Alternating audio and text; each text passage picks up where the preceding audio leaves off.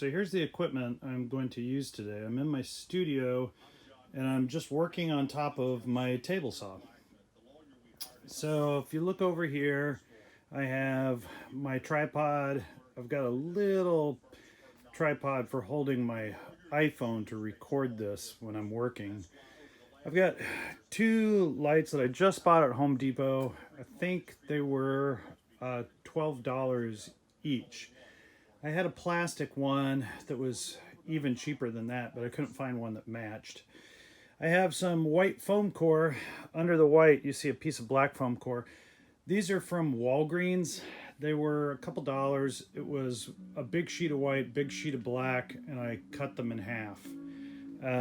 Those pencils are for woodworking, so they're not part of this.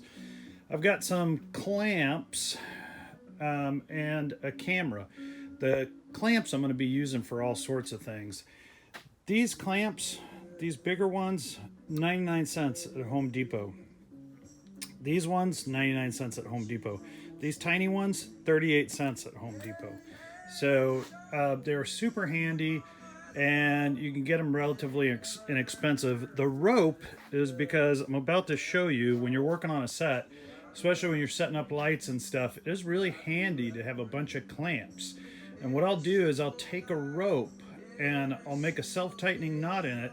Then I'll just clamp all these to the rope so that as I walk around, I can just have this thing over my shoulder and just grab clamps as I need them. So I'm gonna put the camera on that little tiny tripod there and I'll show you how I make that rope. Okay, so I'm just gonna take the rope. I'm gonna tie a very simple overhand knot like that. Tie a very simple overhand knot from the opposite side, and when you pull those two towards each other, they make a more complex knot that tightens as you pull on it. So now I have got this kind of loop that I can throw over my shoulder, and so now I can take all my clamps and I can just start putting them on there so that as I work I've got them nice and handy. The other thing I'm using today that I forgot to mention is I just picked up some floodlight LED bulbs. So these are by Cree. They were only I think they were just under $12 a piece. So between the lamp that was about $10 to $12 and this, you got about 24 bucks per light. Now, one of the cool things about this is I have 1,750 lumens. So this is a decently bright light, considerably dimmer than like the big LEDs would be using in the studio. But the other really important thing about this bulb is it has a 90 plus CRI index. So that's the color rendition index. So a lot of like work lights and stuff that you buy, they'll be down in like the 80s, low 80s from what I was looking at just now at Home Depot. So I'm gonna go ahead and start setting things up, and then I will show you what the setup looks like. Okay, so this is my setup, and I'm going to walk you through it real quick. Alexa, turn studio lights on. Oh, whoops. I actually turned it off at the switch.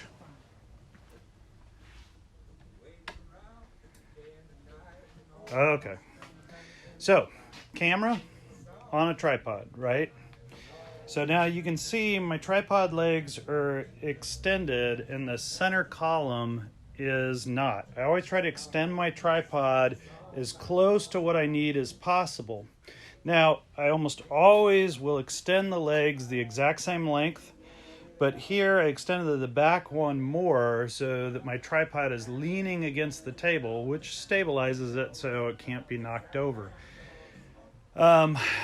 I was worried that I wasn't going to be able to get close enough with the lens I had, but I'm getting plenty close, so I could straighten it out. Now, I've got my lights on. Let me just take these out of the way and show you what I got. So in the background, I just happened to have some stuff back there. I had a cardboard box, and so I took a piece of my black foam core in the middle and two pieces of white foam core on either side, and I just used my 38-cent clamps there in the middle, my 99-cent clamps on the end, and I got those clamped up. When you want to shoot your glass on black, you need to have white on either side of the shot, just outside the frame. When you want to shoot it on white, you need to have black on either side, just out of the frame. That's what's going to give you the white edges on the black, so you can kind of look at the bottle here, and you can see how there's white highlights on either side. And that's the light bouncing off of these white panels. Now, I want to keep as much light off that black as possible, so it goes black. Now, my foam core down here on the table, I just had a sheet of glass sitting around because I'm in my studio. Now, this sheet of glass, I happen to remember, was 12 bucks at Home Depot.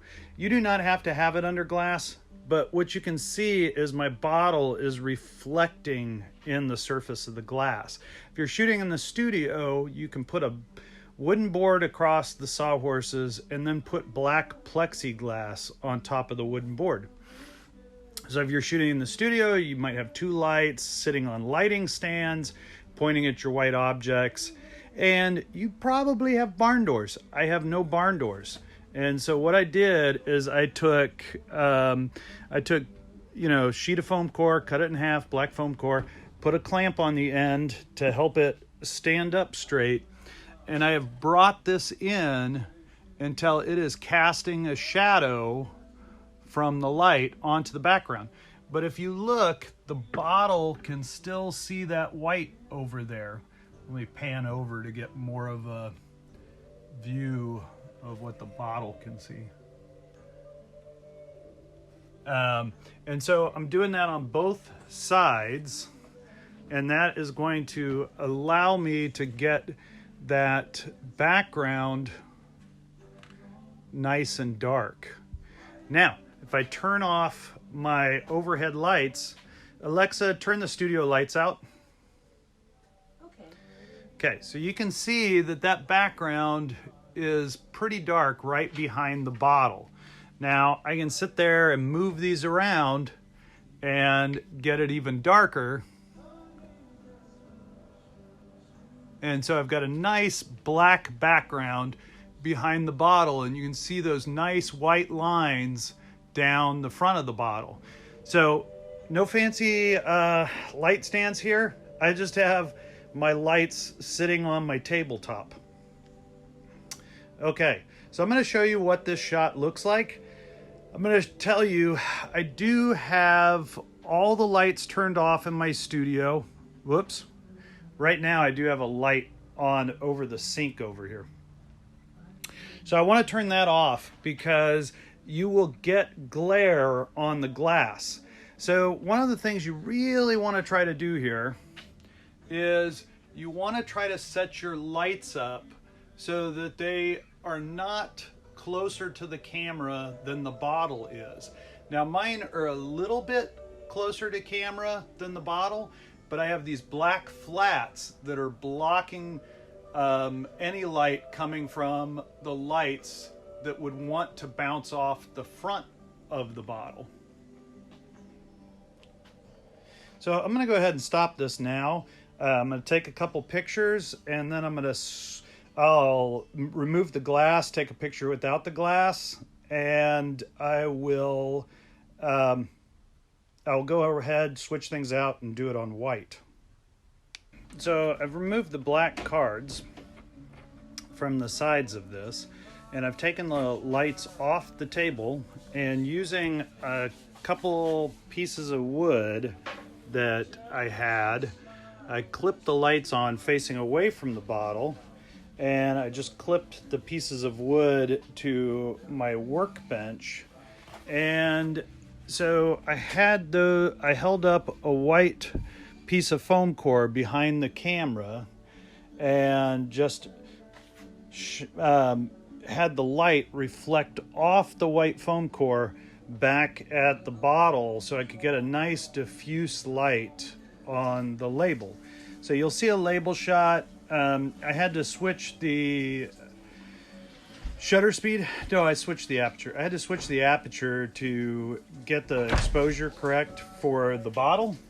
But you really do not want to move the bottle. You do not want to move the camera. You don't want to bump them because things won't line up well. So I may have bumped things because I kind of decided to light the label afterwards, but we'll see how it goes in post. To shoot it on white, I've got my camera over here. I've put my sheet of glass on there. You can do it without the glass. If you do it without the glass, the tabletop's going to go darker. And I've got two lights set up. They're trying to illuminate the white, and realistically, I want to reposition them to get as much light on the white and as little light as possible on the black. Now, a really nice way to shoot this, but I just don't have what I need to do it, is instead of that white, you have a diffusion panel and you light it from the back. And then that way you get no light on your black boards.